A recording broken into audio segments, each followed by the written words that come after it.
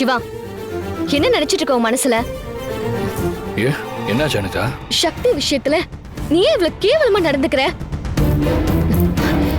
எனக்கு ஒண்ணுமே புரியல. உனக்கு என்ன சக்தியா அவ்வளவு பிடிச்சிருக்கா? நீ என்ன அவ்வளவு உண்மையா லவ் பண்றியா? அனிதா, முதல்ல வாயை மூடு. என்ன பேசுறோம் தெரிஞ்சுதான் பேசுறியா? அப்போ உங்க ரெண்டு பேருக்குள்ள என்னதான் நடக்குது? நீயும் சக்தியும் எப்ப பார்த்தாலும் புருஷன் பொண்டாட்டி மாதிரி இருந்தா அப்போ நான் யாரு உனக்கு? உன் மனசுல என்ன எனக்குல சிவா இருக்க? நான் உன் வாழ்க்கையில முதல்ல இருக்கனா இல்லையான்னு எனக்கு இப்பவே தெரிஞ்சாகணும் சிவா. என்கிட்ட தெளிவா இப்பவே சொல்லிடு. நீ அத சொல்லிட்டீனா நான் என்னோட வாழ்க்கையை பார்த்துட்டு போயிட்டே இருப்பேன். அதை விட்டா ஒவ்வொரு நாளும் நீ பண்றத பார்த்து பார்த்து நான் என்ன பண்றதுன்னு எனக்கே தெரியாம எனக்கு அப்படி பைத்தியம் பிடிச்ச மாதிரி இருக்கு. முதல்ல நீ என்கிட்ட என்ன சொன்ன? எப்பேற்பட்ட சிச்சுவேஷன் வந்தாலும் நான் உன்னை கல்யாணம் பண்ணிப்பேன்னு சொன்னல.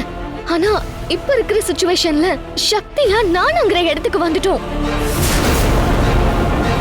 இதுக்கு ஒரு முடிவெடுத்து இப்பவே எனக்கு சொல்ற.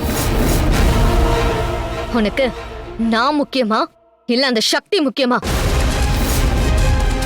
இல்ல உன்னோட லைஃப்ல நான் வேணுமா இல்ல அந்த சக்தி வேணுமா? உனக்கு ஒண்ணு தெரியுமா? இத்தனை வருஷமா நான் உன்னை மட்டும் தான் நினைச்சிட்டு இருக்கேன். அதையும் உனக்கு புரியவே மாட்டேங்குது. எந்த ஆம்பளைங்க மேலயும் நான் ஆசைப்பட்டதும் இல்ல. உனக்கும் எனக்கும் நடக்கிற அந்த கல்யாணத்தை நிறுத்தி நம்ம வாழ்க்கைய கெடுத்தவ அந்த சக்தி.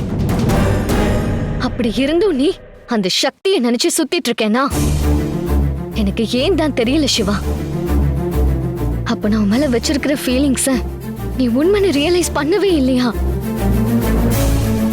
அப்போ நீ என்ன எந்த ஜென்மத்திலயும் புரிஞ்சுக்க போறது இல்லல்ல?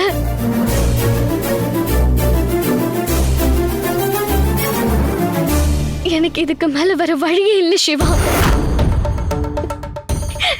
எனக்கு சாகிறது ஒண்ணு மட்டும்தான் இதுக்கான சொல்யூஷன். ஒவ்வொரு தடவையும் என்ன இப்படிதான் நீ வாழவும் விட மாட்டேங்கிற, சாகவும் விட மாட்டேங்கிற.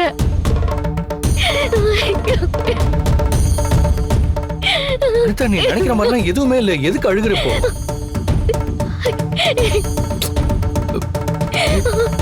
சிவா,